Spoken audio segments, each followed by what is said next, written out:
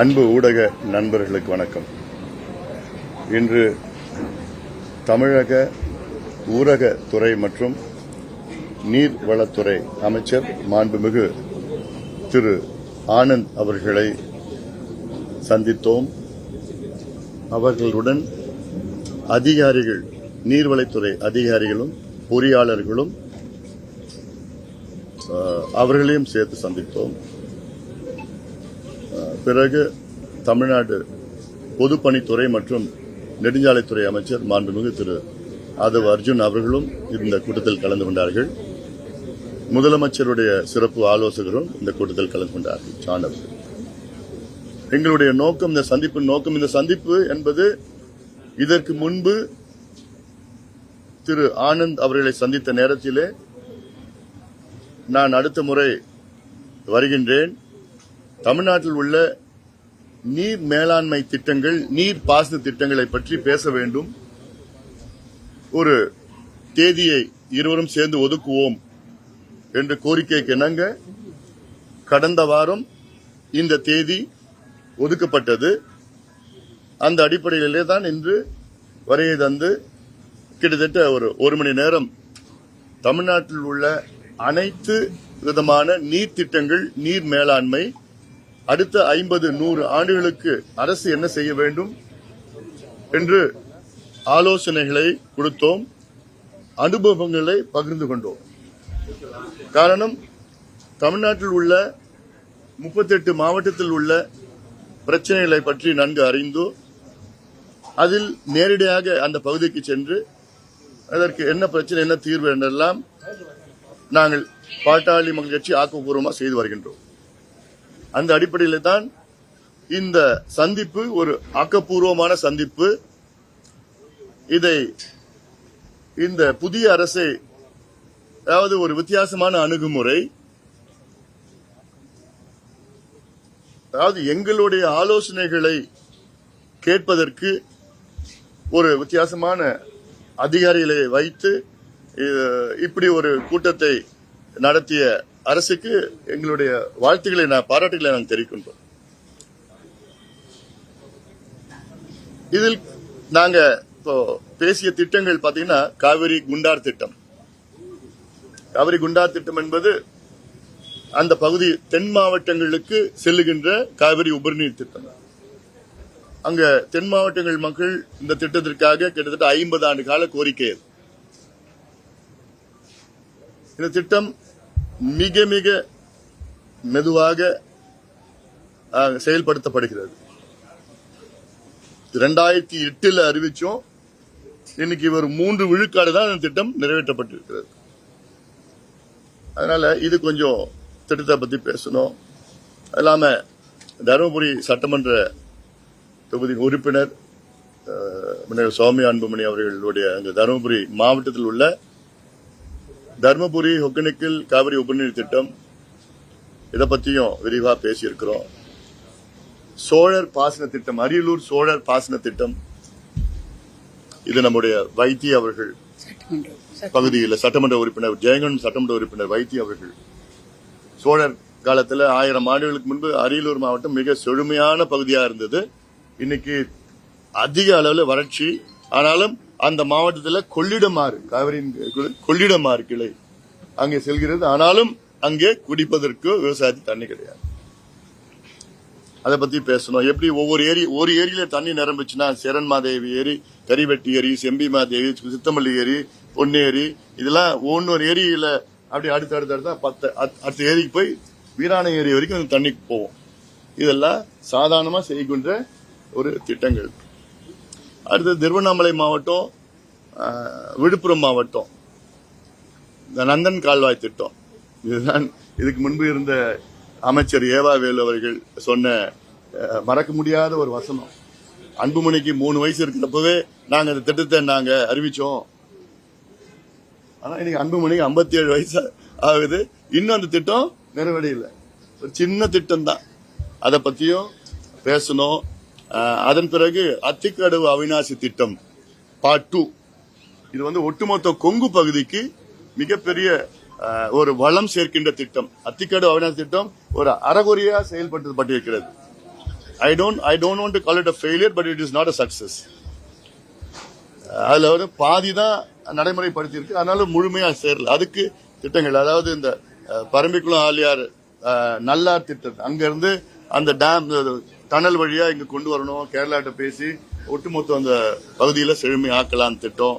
அப்புறம் வந்து காவிரி வலதுகரை திட்டம், தோனி மடுவு திட்டம், அப்புறம் எண்ணெய்கோல் புதூர் தும்பலி திட்டம், படைதலா திட்டம், தென்பெண்ணை பாலார் இணைக்கிற திட்டம், தென்பெண்ணை செய்யார் இணைக்கிற திட்டம், இப்படி எல்லாம் கிட்டத்தட்ட ஒரு 10-12 திட்டங்களை பற்றி விரிவா பேசணும். நல்ல ஒரு கருத்தான ஏத்துக்கிட்டாங்க, அதிகாரிகள் எல்லாம் வச்சுக்கிட்டு ஏத்துக்கிட்டு இருக்காங்க. இது எங்களுக்கு ஒரு உண்மையிலேயே எங்களுக்கு ஒரு மகிழ்ச்சியா இருக்கு. ஆக்கப்பூர்வமான ஒரு அரசியல் இந்த அரசு செய்து வருகிறது என்று நான் என்னால சொல்ல முடியும். அதை ஏத்துக்கிட்டு மட்டும் இல்ல, நிச்சயமா அடுத்தடுத்து ஃபாலோ அப் என்ன பண்ண போறோம். நிதி ஆதாரம் இல்ல, அதாவது கடந்த 60 ஆண்டு காலம் இந்த திராவிட கட்சிகள் உடைய மிகப்பெரிய தோல்வி என்பது நீர் மேலாண்மையில நீர் திட்டங்களுக்கும் நீர் மேலாண்மை திட்டங்களுக்கும் முக்கியத்துவம் கொடுக்காததுதான் இந்த திராவிட கட்சிகள் தமிழ்நாட்டுக்கு செய்த அவங்களுடைய மிகப்பெரிய தோல்வியை நான் பாக்குறேன். துரோகம்னு சொல்றது பெரிய வார்த்தை அது, ஆனாலும் தோல்வியா நான் பாக்குறேன். The biggest failure of the Dravidian parties in the last 60 years in Tamil Nadu is not investing in water management and water irrigation schemes. இதுல என்னன்னா, தமிழ்நாட்டினுடைய பாசன பரப்பு கடந்த 45 ஆண்டு காலத்துல 40 லட்சம் ஏக்கர் குறைஞ்சிருக்கிறது. இது எவ்வளவு பெரிய ஒரு செய்தி. 45 வருஷத்துல 40 லட்சம் ஏக்கர் பாசனம் குறைஞ்சிருக்கு தமிழ்நாட்டில். ஏன்னா நீர் திட்டங்கள்ல நம்ம முக்கியத்துவம் கொடுக்கல. 1000 ரூபாய் மாசம் கொடுக்கறோம், 2000 ரூபாய் கொடுக்கறோம், பொங்கலுக்கு கொடுக்கறோம், கோடை காலத்துக்கு கொடுக்கறோம், எல்லாம் கொடுக்கறோம். ஆனா இதுல இன்வெஸ்ட் பண்ணாதான் நாளைக்கு காலங்காலமா நமக்கு இன்னைக்கு நீர் பிரச்சனை பற்றாக்குறை இருக்கு. ஏற்கனவே காவிரி பிரச்சனை இருக்கு. இதெல்லாம் இன்வெஸ்ட் பண்ணணும்னா நீர் திட்டங்கள், அங்கே இருக்கிற நீர், நமக்கு மழை வருது. இந்த வருஷம் எல் நீனோனால மழை இல்ல, பொதுவா மழை வருது. ஆனா வர மழை குறுகிய காலத்துல பெய்யுது. இதுக்கு முன்னாடி ஒரு பருவம் என்பது 45 இருந்து 50 நாள் மழை பருவம், 3 மாசம் 6 மாதம் பருவம், தென்மேற்கும் வடகிழக்கும். அந்த 6 மாதத்துல 45 நாள் 50 நாள்ல மழை பெய்யுற நாட்கள்.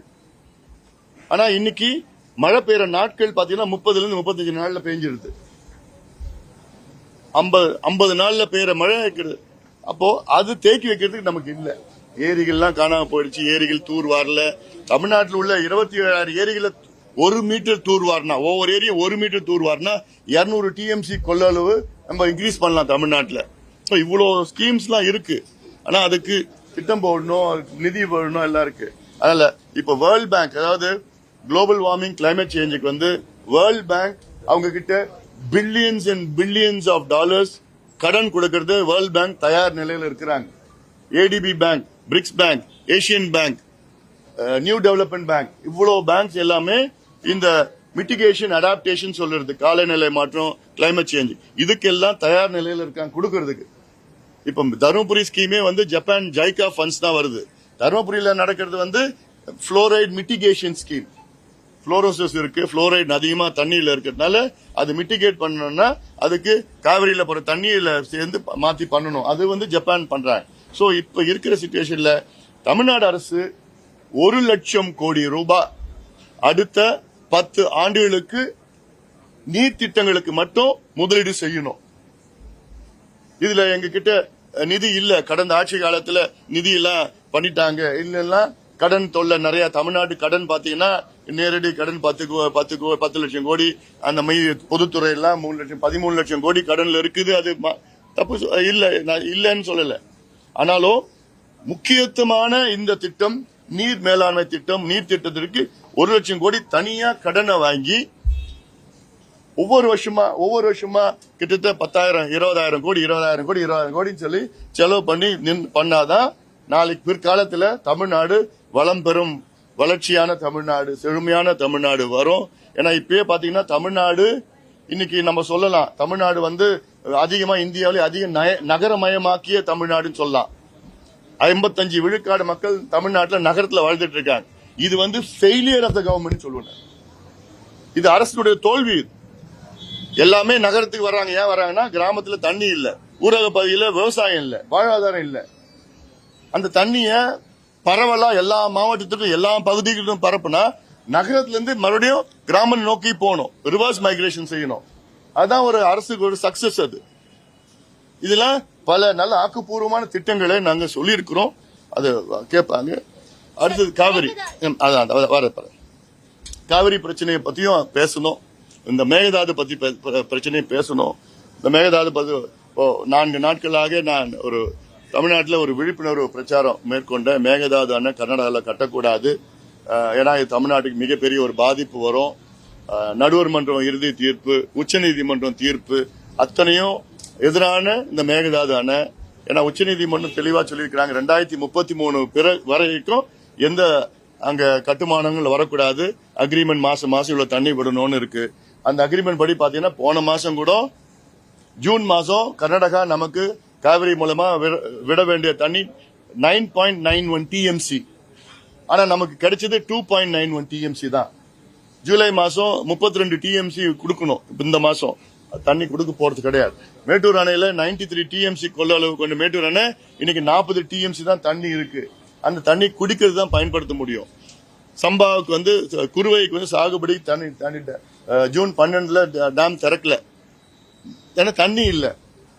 இப்போ காவிரியில நான் போயிட்டு வந்தேன். நேற்று முந்தா நாள் காவிரி பக்கம் போனேன். அங்க பிரச்சாரத்துக்கு அப்ப சொன்னாங்க, ஐயா எங்களுக்கு இந்த வருஷம் சம்பா குறுவை முடிஞ்சு போச்சு, சம்பாவது எங்களால பயிரிட முடியுமா, சாகுபடி செய்ய முடியுமான்னு கேள்வி கேட்டாங்க. எக்ஸ்பர்ட் சொல்றாங்க சூப்பர் எல்னினோ எஃபெக்ட் இருக்கிற ஆண்டுல நவம்பர் கூட வறட்சி இருக்கும்னு சொல்றாங்க. அதுக்கு முதலமைச்சர் அவர்கள் தனி ஒரு மீட்டிங் போடணும், ஒரு ஆலோசனை கொடுத்திருக்கோம்.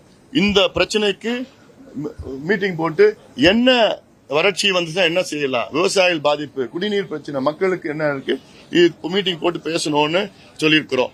அதனால இந்த மேகதாது கட்டக்கூடாது ஒரு கோரிக்கை வச்சிருக்கிறோம். முதலமைச்சர் தலைமையில ஒரு அனைத்து கட்சி கூட்டம் போடணும். மேகதாது பிரச்சனைக்காக கூட்டம் போட்டு அதுக்கு பிறகு அனைத்து கட்சி தலைவர்கள் மட்டுமல்ல, அனைத்து சட்டமன்ற குழு தலைவர்களோ சட்டமன்ற உறுப்பினர்களோ அத்துணை நாடாளுமன்ற உறுப்பினர்களோ டெல்லிக்கு அழைத்து சென்று பிரதமர் அவர்களை சந்தித்து அழுத்தம் கொடுத்து வலியுறுத்தி, நீர்வளத்துறை அமைச்சரை சந்தித்து வலியுறுத்தி இதை திட்டத்தை நிறுத்தணும்னு, அதை உடனடியாக செய்யணும்னு ஆலோசனை கொடுத்திருக்கிறோம். நல்லபடியா ஏத்துட்டு இருக்கிறாங்க. இது நடக்கும்னு நான் நம்புறேன். நானு அதே போன்று அடுத்து நீங்க கேட்பீங்க மேகதாது நடுவர் மன்றம். மேகதாது நடுவர் மன்றத்தை பத்தி எங்களுக்கு விளக்கமா சொன்னாங்க. ஏன் மேகதாது நடுவர் மன்றம் அமைக்கிறோம், நாங்க வந்து தீர்மானம் ஒன்று போட்டிருக்கிறோம். இது திடீரென்று வந்தது கிடையாது. இது வந்து கடந்த காலத்திலயும் அவங்க சொல்லியிருக்கிறாங்க. கான்ஸ்டிடியூஷன் நீதி உச்சநீதிமன்றம் சிறப்பு வழக்கறிஞர்கள்லாம் இதுல நடுவர் மன்றம் நம்ம கேட்டாதான் அதற்கு வந்து கால அவகாசம் நீடித்து போலும் அப்படிலாம் சொல்லி விளக்கம் சொன்னாங்க. ஆனால் அந்த விளக்கம் எங்களால் ஏற்புடையது இல்லை. எங்களை பொறுத்த வரைக்கும் மேகதாது நாங்க ஏத்துக்கிறது இல்ல. மேகதாது ஏத்துக்காத பொழுது மேகதாது நடுவர் மன்றமும் நாங்க ஏத்துக்கிறது கிடையாது. அதனால மேகதாது நடுவர் மன்றம் தேவையற்றது. இன்னைக்கு நமக்கு நம்ம நிறைய வழக்குகள் போடணும், வெவ்வேறு விதமான வழக்குகள் போடணும் மேகதாது அணைக்கு. அந்த எதிரான ஏன்னா 12,500 ஏக்கர் காட்டு அழிச்சு மேகதாது அணை கட்ட திட்டமிட்டு இருக்கிறாங்க. அந்த காடு என்பது 3 சரணாலயங்கள் இருக்கு, புலிகள் சரணாலயங்கள் இருக்கு அந்த காட்டுக்குள்ள. அதுல பாத்தீங்கன்னா காவிரி வனவிலங்கு சரணாலயம், காவிரி வைல்ட் லைஃப் சாங்சுரி எல்லாம் இருக்கு. அது மாதிரி பல புலிகள் சரணாலயம் இருக்கு. நூற்றுக்கணக்கான புலிகள் இருக்கு, ஆயிரக்கணக்கான யானைகள், சிறுத்தைகள், கரடிகள், 4 கொம்பு மான்கள் இருந்து மகாசீர் மீன், பல வகையான மரங்கள், 300 வருஷம் பழமையான மரங்கள், அவ்வளவு மரங்கள் இருக்கு. எல்லாத்தையும் அழிச்சுதான் அவங்க அந்த மேகதாது கட்ட போறாங்க. அதனால ஒவ்வொரு திசையிலும் வழக்கு போடணும். பயோடைவர்சிட்டி ஆக்ட் இருக்கு. பயோடைவர்சிட்டி நம்ம வந்து மான்ட்ரியல் பயோடைவர்சிட்டி இன்டர்நேஷனல் ட்ரீட்டில இந்தியா கையெழுத்து போட்டிருக்கு. இப்ப அதை மீறுறோம். பாரிஸ் கிளைமேட் டெக்ளரேஷன் 2015 இந்தியா கையெழுத்து போட்டிருக்கு. இப்ப அதை மீறுறோம் நம்ம. ஏன்னா காடுல அழிக்க கூடாது. அதே போன்று எத்தனை எக்காலஜி, ஃபாரஸ்ட், இரிகேஷன் ஸ்கீம்ஸ், ஒவ்வொரு விதமான பல வகையான கேஸ் பழக்கு போட்டு பண்ணீங்கன்னா கர்நாடகாவில் 2028 தேர்தல் வருது. அந்த தேர்தலுக்காக இப்போ கர்நாடகா முதலமைச்சர் DK சிவகுமார் அவர்கள் என்னென்ன பொய்ய சொல்லிட்டு வர்றார். மேகதாதான இது பெங்களூர் குடிநீருக்காக நாங்க கொண்டு வந்த திட்டம். பெங்களூர் குடிநீருக்கு உங்களுக்கு தேவை இன்னும் கூடுதலாக 5 TMC தண்ணி. சுப்ரீம் கோர்ட் 2018 இறுதி தீர்ப்புல 4.75 TMC பெங்களூர் குடிநீருக்காக ஒதுக்கீடு செய்திருக்கிறது.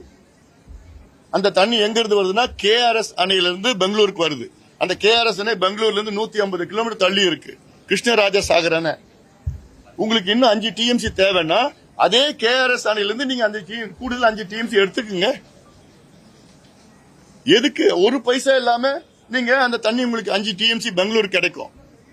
அதை விட்டுட்டு கர்நாடகா எல்லையில, தமிழ்நாடு எல்லையில 70 TMC மேகதாதான கட்டி அங்கிருந்து பெங்களூருக்கு ஏன் தண்ணி எடுத்துட்டு போறீங்க? இது உறுதியா நீர் பாசன திட்டம், அவ்வளவுதான். இது குடிநீர் திட்டமே கிடையாது. குடிநீர் திட்டம்னா 3 TMC, 5 TMC, 10 TMC, அதுக்கு மேல எங்கேயுமே குடிநீர் திட்டம் கிடையாது. இது விவசாய திட்டம், நீர்ப்பாசன திட்டம். 1974 காவிரி ஆற்று படுகையில, கர்நாடகாவில் உள்ள காவிரி ஆற்று படுகையில விவசாய நில பரப்பளவு 6.8 லட்சம் ஏக்கர். 1974 6.8 lakh ஏக்கர்ஸ் காவிரியில கல்டிவபிள் லேண்ட் கர்நாடகாவில். இன்னைக்கு அது 21 லட்சம் ஏக்கரா உயர்ந்திருக்கு. தமிழ்நாட்டில் 74 29 லட்சம் ஏக்கர் கல்டிவபிள் லேண்ட் காவிரியில தமிழ்நாட்டில். இன்னைக்கு அது 20 லட்சமா குறைஞ்சிருக்கு. மேகதாதான கட்டிட்டாங்கன்னா தமிழ்நாட்டில் 20 லட்சத்திலிருந்து 10 லட்சமா குறையும். கர்நாடகாவில் 21 லட்சத்திலிருந்து 30 லட்சமா உயரும். அப்போ நமக்கு குடிநீர் மட்டும் இல்ல, சாப்பாட்டுக்கு கிடைக்காது, சோறு கிடைக்காது, உணவு பஞ்சம் வரும். அதனால காவிரி என்பது நம் உரிமை. காலகாலமா நம்ம தான் பயன்படுத்திட்டு வரோம். அவங்க திடீர்னு அங்க நம்ம அனுமதி இல்லாம ஹேமாவதி, ஆரங்கி, கபினின்னு கட்டிட்டாங்க. இப்ப இன்னொரு அணை கட்டுறதுக்கு துடிச்சிட்டு இருக்கிறாங்க. அதனால இதுல அத்தனை கட்சிகளும் ஒன்றாக இருக்கணும். இதுல நமக்குள்ள வேற்றுமைகளா இருக்கக்கூடாது. அதனால இது ரொம்ப ஒரு வார் ஃபுட்டிங் எடுத்து பண்ணணும். அவங்க வேகமா இருக்கிறாங்க. கர்நாடகா வைல்ட் லைஃப் போர்டு பாத்தீங்கன்னா மேல மேகதாது பகுதியில் போய் ஆய்வு பண்ணிட்டு இருக்கிறாங்க. எவ்வளவு மரம் இருக்கு, எவ்வளவு மரம் அழியும், எவ்வளவு புலிகள் இருக்கு, எவ்வளவு வனவிலங்குகள் இருக்கு, எவ்வளவு ஏரியா அது ஸ்ட்ராங்கா இருக்கா, எர்த்குவேக் வருமா, இதெல்லாம் நிறைய வேகமா வேலை நடந்துட்டு இருக்கு. அல்ல இது நம்ம கொஞ்சம் வேகப்படுத்தணும். இதுல மிகப்பெரிய ஒரு தமிழ்நாட்டுடைய முதன்மை பிரச்சனையா இதுதான் நான் பாக்குறேன். நான் கேள்விகள் என்ன எல்லா டிஸ்ட்ரிக்ட்லயும் இப்போ நீங்க பிரசன்டேஷன் பண்ணும்போது ஒவ்வொரு டிஸ்ட்ரிக்ட்ல ஒவ்வொரு இஷ்யூ இருக்கும். இப்போ கரூர் டிஸ்ட்ரிக்ட்ல அவங்க ஒன்று இருக்கும், திருப்பூர் டிஸ்ட்ரிக்ட்ல ஒன்று இருக்கும். குறிப்பா திருப்பூர் டிஸ்ட்ரிக்ட் எடுத்துட்டோம்னா நீங்க PAP பரம்பிக்குள்ள இருந்து வரக்கூடிய அந்த உபரி நீரை உப்பாறு டேமுக்கு திருப்பிட்டாலும் போகுது. ஆனா அதையும் கொடுக்காம அது ஒரு பக்கம் இருக்கு. அதே மாதிரி நீங்க அமராவதி பாத்தீங்கன்னா கரூர் டிஸ்ட்ரிக்ட்ல அந்த ஒவ்வொரு ஏரியை கடந்து பெரியதாதம்பாறை ஏரி, பஞ்சப்பட்டி, அமராவதியில பாம்பாறு அப்படியே நாங்க கரூர் பக்கம் போயிட்டோம்னா சின்னத்தாரா பாத்தீங்கன்னா ஒவ்வொரு ஏரிக்கு பெரியதாதம்பாறை ஏரிக்கு 500 ஏக்கரா இருக்கு. அந்த ஏரிக்கு என்னாச்சுன்னு தெரியல. அந்த நீர்வழி பார்த்து அவ்வளவு செழிப்பா இருந்த இடம். அதை விட்டு பாத்தோம்னா பஞ்சப்பட்டி ஏரி பொறுத்த வரைக்கும் பாத்தீங்கன்னா இவ்வளவு ஒவ்வொரு டிஸ்ட்ரிக்ட் நீங்க கொடுக்க முடியாது. ஏன்னா ஒரு பக்கம் காவிரி ஆற்று நம்பி இருக்கிற விட இன்னொரு பக்கம் ரெயின் வாட்டர் நமக்கு வர தண்ணி வரக்கூடிய தண்ணி இதுக்கு மழைநீர் சேமிப்பை பொறுத்த வரைக்கும் எந்த மாதிரி ஐடியாஸ் கொடுத்தீங்க, அவங்க என்ன சொல்றாங்க? இதைத்தான் நான் எனக்கு இந்த டைம் வாங்கினது தமிழ்நாட்டில் நிலுவையில் உள்ள நீர் திட்டங்கள். இப்ப இதுல மேற்கு தொடர்ச்சி மலை தான் நமக்கு source of all the water. நமக்கு காவிரி கூட மேற்கு தொடர்ச்சி மலையில தான் வருது. இல்ல சும்மா இந்த ஒரு ஆறு மட்டும்தான் இந்த பக்கத்துல வருது. ஆரணி ஆறு தான் ஆந்திரால இருந்து. இதுல இந்த பரம்பிக்குள ஆரியார், நல்லார் திட்டம், பாம்பார் திட்டம், இந்த அமராவதி ஆறுக்கு போறது, பாண்டியார், புன்னம்புழா திட்டம், இதெல்லாம் கேரளாவுக்கும் நமக்கும் இருக்கிற இஷ்யூஸ் இருக்கு. இப்போ சிறுவாணி தண்ணி வருது, சிறுவாணி ஆறுல தண்ணி வருது. அட்டப்பாடியில 3 பண்டு கட்டி அவங்க கேரளாவில் என்ன செய்வாங்க, பண்டு சின்ன சின்னதா கட்டி அப்புறம் அதுக்கு மேல அப்படியே அணையை கட்டி அப்புறம் தடுப்பணை கட்டுவாங்க, அப்புறம் அணையை கட்டிட்டு அப்ப தண்ணி நிறுத்துவாங்க. சோ இப்படி ஒன்னு போய் அதெல்லாம் பேசி இருக்கிறோம். இதுல நீங்க கவனம் செலுத்துங்க. நீங்க கேரளா நம்ம கேரளா சிஎம் போய் பார்க்கணும். முல்லை பெரியார் அதுல என்னன்னா முல்லை பெரியார் கேரளாவில் அவங்க ஸ்ட்ராட்டஜி என்னன்னா நிறைய கேஸ் போட்டாங்க. ஒரு பேபி டேம்ல ஒரு 15 மரத்தை எடுக்க முடியல. சுப்ரீம் கோர்ட் 2014 எக்ஸ்பர்ட்ஸ் எல்லாம் மறுபடியும் உறுதிப்படுத்தி இது இன்னும் 100 வருஷம் தாங்கும் முல்லை பெரியார் அண்ணன் சொன்னதுக்கு அப்புறம் தான் 136 இருந்து இன்னைக்கு 142 அடி. நமக்கு வேண்டியது 152 அடி போயிட்டு அப்புறம் 56 அடிலாம் அதெல்லாம் அது இன்னும் எப்ப நடக்கும்னு தெரியல எனக்கு. ஆனா இன்னைக்கு 8 வழக்கு இருக்கு. ஒவ்வொரு பகுதியிலும் ஒவ்வொரு வகையால போட்ட வழக்குனால நம்ம அது உள்ள போக முடியும். ஒரு 15 மரத்தை பேபி டேம்ல இருந்து எடுத்தா அது ஸ்ட்ரென்தன் பண்ணலாம். அது 10 வருஷமா என்னால எடுக்க முடியல. இதே டெக்னிக் தான் இதுக்கு ஃபாலோ பண்ணோம் மேகதாதுக்கு. சோ இதுல நிறைய இருக்கு. நிறைய அங்க இருந்து ஒவ்வொரு பகுதியும் நான் நேரடியாக போய் பார்த்தா அந்தந்த மக்களுடைய கோரிக்கைகள் நிறைய இருக்கு. விவசாயிகளுடைய கோரிக்கைகள் நிறைய இருக்கு. தண்ணி இருக்கு, ஆனா இந்த ஸ்கீம்ல தண்ணி டைவர்ட் பண்ணி பண்ணணும். அவங்களுக்கு மனசு இருக்கு, நிதி ஆதாரம் இல்ல. நீர் மேலாண்மை தொடர்பா பல்வேறு ஆலோசனைகள் வழங்கியிருக்கீங்க. அரசு சார்பில் என்ன சொன்னாங்க? அரசோட செயல்பாடுகளை எப்படி பாக்குறீங்க? இல்ல, இந்த நீர் மேலாண்மை திட்டங்களுக்கு நிச்சயமா இப்ப இருக்கிற அரசு முக்கியத்துவம் கொடுக்கும். அதே வேளையில நிதி ஆதாரம் அது இப்போதைக்கு சரியான சூழல் இல்ல. ஆனா நான் சொன்னேன், வேர்ல்ட் பேங்க்ல climate change, global warming, mitigation, adaptation இதற்கு லட்சக்கணக்கான கோடி ரூபாய் அவங்க இந்தியாவுக்கு மட்டும் இல்ல உலக நாடுகளுக்கு, பாதிக்கப்படுகின்ற நாடுகளுக்கு கொடுக்கறதுக்கு தயாரா இருக்கிறாங்க. You have to get a proposal, கரெக்டா எடுத்துட்டு போய் பண்ணி கொடுக்கணும். அதே போன்று நம்ம BRICS bank, Asian ATP bank, Asian development bank, நம்ம பிரிக்ஸ் பேங்க்னா இந்த 4 கண்ட்ரியில் உள்ள பேங்க், அதுல என்டி பேங்க், இந்த பேங்க்ஸ்ல நம்ம கடனை வாங்கி, நான் சொன்னேன் 1 லட்சம் கோடி கடனை வாங்குங்க, இதுக்கு மட்டும் செலவு பண்ணணும், வேற எதுக்கும் கிடையாது. ஆலோசனை எல்லாம் கொடுத்திருக்கிறோம், நல்லபடியா ஏத்துட்டு இருக்காங்க. அடுத்து ஃபாலோ அப் தான். இது ஒரு முதல் மீட்டிங். இது இதுல யாருமே சொல்ல மாட்டாங்க. இதுக்கு வாங்கின கடனை பத்தி யாரும் சொல்ல மாட்டாங்க. ஏன்னா கடந்த திமுக ஆட்சியில கடன் வாங்கினது பாத்தீங்கன்னா, இவங்க திமுக ஆட்சி வருவதற்கு முன்பு தமிழ்நாட்டுடைய மொத்த கடன் 4,53,000 கோடி, மேபி 4,56,000 கோடின்னு வச்சுக்கலாம். திமுக அரசு மட்டும் கடன் வாங்கினது 4,96,000 கோடி 5 வருஷத்துல. அதுக்கு முன்பு 4,56,000 கோடி 74 வருஷம் சுதந்திரத்துல இருந்து 2021 வரைக்கும். அதுல 4,96,000 கோடியில 1,66,000 கோடி மட்டும்தான் மூலதன செலவு பண்ணிருக்காங்க, கேபிட்டல் இன்வெஸ்ட்மெண்ட். இரிகேஷன்ல நீங்க பண்றது, நீர் மேலாண்மையில பண்றது இது முழுக்க முழுக்க கேபிட்டல் இன்வெஸ்ட்மெண்ட், முழுக்க முழுக்க மூலதன செலவு. இதுல யாருமே எந்த குறைய எந்த தப்பு சொல்ல மாட்டாங்க. இதுதான் வேணும், இதுதான் செய்யணும். சும்மா நீங்க கடனை வாங்கி 100 ரூபாய் 1000 ரூபாய் மாசம் மாசம் உரிமைன்னு சொல்லி கொடுக்குறீங்க, பொங்கலுக்கு கொடுக்குறீங்க, கொடுக்கறது வேற. கோடை காலத்து 5000 ரூபாய் எலெக்ஷனுக்காக இதுல நிதி போடுறதுக்கு பதிலா இதுல போடுங்க. இதுதான் இப்போ சூப்பர் எல்னினோ எஃபெக்ட்னு சொல்றாங்க. இந்த வருஷம் மட்டும் பாதிக்கும்.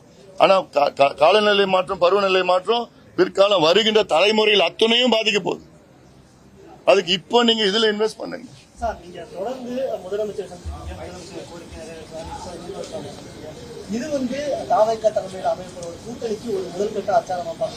இது ஒரு ஆக்கப்பூர்வமா அரசியலா எடுத்துக்கீங்களேன். அப்படி நீங்க அந்த கண்ணோட்டத்துல பாருங்க. நீங்க எல்லாமே உடனே யாராவது பார்த்தனா கூட்டணியா, சந்திச்சா உடனே கூட்டணியா, அது அப்படியே நீங்க சிந்திக்கிறீங்க. நாங்க ஒரு ஆக்கப்பூர்வமான கட்சி. எங்களுக்கு யோசனைகள், ஆலோசனைகள் எவ்வளவு நாங்க வழங்கிட்டு வரோம். கடந்த காலத்துல இப்போ காவிரி டெல்டாவை பாதுகாக்கப்பட்ட வேளாண் மண்டலமா அறிவிக்கணும்னு அந்த முதல் வார்த்தை நான் தான் சொன்னேன். 2015 சொன்னேன். எங்க தேர்தல் அறிக்கையில நாங்க போட்டோம். அப்புறம் ஒரு துண்டு பிரசுரம் கொடுத்து போராட்டம் பண்ணோம், விழிப்புணர்வு ஏற்படுத்தும். 5 நாள் நடைப்பயணம் மேற்கொண்டேன். எல்லா கட்சிகளும் பார்த்து கொடுத்தேன். நான் மாநாடு நடத்தினோம், பிரஸ் மீட்ட சொன்னோம். கிட்டத்தட்ட முன்னாள் முதலமைச்சர் எடப்பாடி பழனிசாமியோட பல முறை சந்திச்சேன். கடைசியா சந்திக்கிறப்போ சொன்னேன், வரலாற்றுல உங்க பேர் வரணும், தயவு செய்து இந்த சட்டம் கொண்டு வந்தாங்க. அப்போ 2015 என்னுடைய பிரச்சாரத்தை தொடங்கி இந்த பேர் காவிரி பாதுகாக்கப்பட்ட காவிரி வேளாண் மண்டலம், அந்த பேரு நான் தான் பச்சது. 15 தொடங்கி 20 அதுக்கு முடிவு வந்துருச்சு. 5 வருஷத்துல முடிவு வந்திருக்கு. அதே போன்றுதான் இப்போ இருக்கிற அரசுக்கும் நாங்க வந்து ஆக்கப்பூர்வமான யோசனைகளா சொல்றோம். நானே சொல்லக்கூடாது. விவசாயிகள் தொடர்ந்து போராட்டங்களை பண்ணிட்டு இருக்காங்க. இந்த கடன் தள்ளுபடியில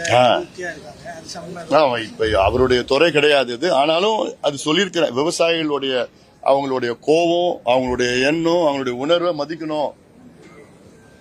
ஏன்னா அதெல்லாம் நம்ம இன்னைக்கு காலையில கூட ஒரு விவசாயி போராட்டத்தில் கலந்துட்டு இன்னைக்கு இறந்துட்டாரு.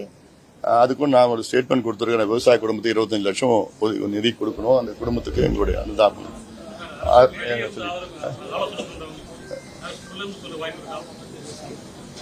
இல்ல, இந்த கடன் விவசாயிகள் பெற்ற கடனை வந்து தமிழக அரசு கூட்டுறவு வங்கி கடன்களை இந்த பாரபட்சம், இந்த நேரம் காலம் 10 மாசம், 1 வருஷம், 2 வருஷம் இல்லாம குறு சிறு விவசாயிகள் அத்தனை பேருக்கும் கடன் தள்ளுபடி செய்யணும்.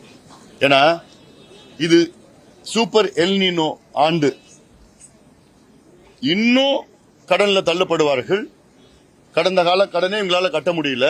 இப்ப இந்த ஆண்டு தண்ணி இல்ல, விவசாயத்திற்கு குடிப்பதற்கு தண்ணீர் இல்ல. இன்னும் விவசாயிகள் வந்து ரொம்ப மோசமான ஒரு சூழல்ல தள்ளப்படுவார்கள். அதனால மகாராஷ்டிரால 55 லட்சம் விவசாயிகளுக்கு பயனுள்ளதாக 36,000 கோடி ரூபாய் கடன் தள்ளுபடி மகாராஷ்டிரா மாநிலத்தில் செய்யப்பட்டது விவசாயிகளுக்கு. நாங்க கேட்கறது இப்ப 2,000 கோடி அறிவிச்சிருக்கீங்க. இன்னும் ஒரு 15,000 கோடி கூடுதலா ஒதுக்கீடு செஞ்சீங்கன்னா இந்த கூட்டுறவு வங்கி கடனை முழுமையா நீங்க தள்ளுபடி பண்ணா விவசாயிகள் நிம்மதியா வாழ்வாங்க. தற்கொலை செய்யாம நிம்மதியா வாழ்வாங்க. ஏன்னா ஒரு நாளைக்கு 2 விவசாயிகள் தற்கொலை செஞ்சுட்டு இருக்காங்க.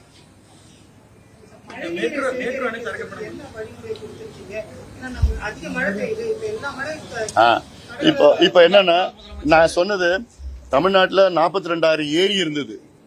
இன்னைக்கு மிச்சம் வச்சிருக்கிறது வந்து மொத்தம் 27,000 தான். 15,000 ஏரி க்ளோஸ் பண்ணிட்டாங்க. இந்த 2 பேரும் சேர்ந்து 60 ஆண்டு காலமா இருக்கிறது 27,000. அதுல 2 வகையான. ஒன்னு, ஒவ்வொரு ஏரியும் 1 மீட்டர் தூர்வாரினா, தமிழ்நாட்டில் இருக்க 27,000 ஏரியில ஒவ்வொரு ஏரியும் 1 மீட்டர் தூர்வாரினா 200 டிஎம்சி நீரை தேக்கி வைக்கலாம். 200 டிஎம்சி. காவிரியிலிருந்து நமக்கு கிடைக்கிறது 177 டிஎம்சி தான் கர்நாடகாவில். தமிழ்நாட்டில் நொய்யல் ஆறு, பவானி ஆறு, அமராவதி ஆறு, பாலார்னா இந்த பர்கூர் இந்த மலையில பாலார், மேட்டூர் டேம் பாலார், இந்த பாலார், இது வழியா வரது எல்லாமே ஒரு 250 டிஎம்சி வருது இருக்கு. சோ ஒன்னு, சோ இத செய்யணும். உணர்வுபூர்வமா தூர்வாரணும், சரியா தூர்வாரணும், கணக்கு காமிக்க கூடாது. நான் கடந்த ஆட்சி காலத்துல நான் பார்த்தேன், 80 லட்சம் தூர்வாரத்துக்குன்னு பில்லு 2 லட்சம் ரூபாய் செலவு பண்ணுவோம். ஒரு பொக்லைன் வச்சு அங்க இருக்கிற வேலிக்காத்தா எடுத்து போட்டு போட்டோ எடுத்து தூர் வாரிட்டேன். 4 நாள் வேலை செய்யும் அந்த பொக்லைன். அவ்வளவுதான். அதுவும் மேலோட்டமா தூர் வாரிட்டேன்னு பில்லு. இது உண்மையா செய்யணும். ஒண்ணு. 2வது என்ன பண்ணணும், இந்தியன் வெட்லேண்ட் ஆக்ட்னு ஒன்னு இருக்கு.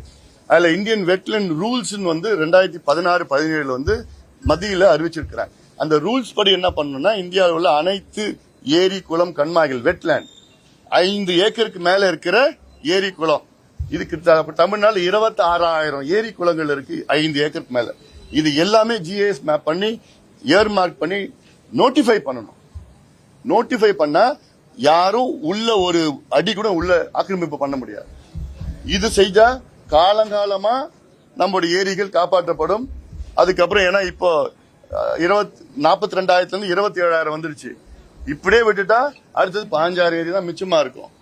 இது ஒரு பாதுகாப்பு. இதெல்லாம் அரசு செய்யணும்னு சொல்லியிருக்கிறோம். நம்ம முன்னாள் முதலமைச்சர் மேடம் ஜெயலலிதா இருக்கும்போது சென்னையுடைய நீராதாரத்தை பெருப்பதற்காக ஒவ்வொரு வீடுகளிலும் சேமிப்பு திட்டங்கள்லாம் பண்ணுவாங்க. லாஸ்ட் 5 இயர்ஸா அது பண்ணல. இந்த கவர்மெண்ட் அதை பண்ணணும் கோரிக்கை. ஏன்னா சென்னை முழுவதும் நகரமயமாக்கலாக்கப்பட்டது. பூமிக்கு நிலத்தடி நீர் போறதே இல்லை. பல இடங்களில் சிமெண்ட் ரோடு தான் இன்னமும் மாநகராட்சியில் போறது. இதனால அதை மீண்டும் திட்டத்தை கொண்டு வரணும்னு அரசுக்கு ஏதாவது கோரிக்கை வைக்கிறீங்களா? 2001 வந்து முன்னாள் முதலமைச்சர் ஜெயலலிதா அம்மையார் அவர்கள் அவங்க ஆட்சி காலத்துல ரெயின் வாட்டர் ஹார்வெஸ்டிங், மழை நீர் சேகரிப்புன்னு சொல்லிட்டு கொண்டு வந்தாங்க. அதுக்கு முன்பு பசுமை தாயகம் சார்பில் நாங்க தொடர்ச்சியா 5 ஆண்டு காலம் இந்த பிரச்சாரத்தை தான் நாங்க மேற்கொண்டோம். அந்த கிரெடிட் எங்களுக்கும் சேரும்.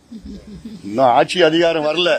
ஆட்சி அதிகாரம் வருவதற்கு முன்பாக இவ்வளவு திட்டங்களும் நாங்க ஒவ்வொரு அரசுக்கும் ஆலோசனைகள் வழங்கிய பிறகுதான் அவங்க ஒன்னும் நடைமுறைப்படுத்திட்டு இருக்காங்க. ஆனா எங்களுக்கு என்னன்னா, எங்களுக்கு ஒரு திருப்தி என்னன்னா, தமிழ்நாடு மக்கள் பயன்படுறாங்க.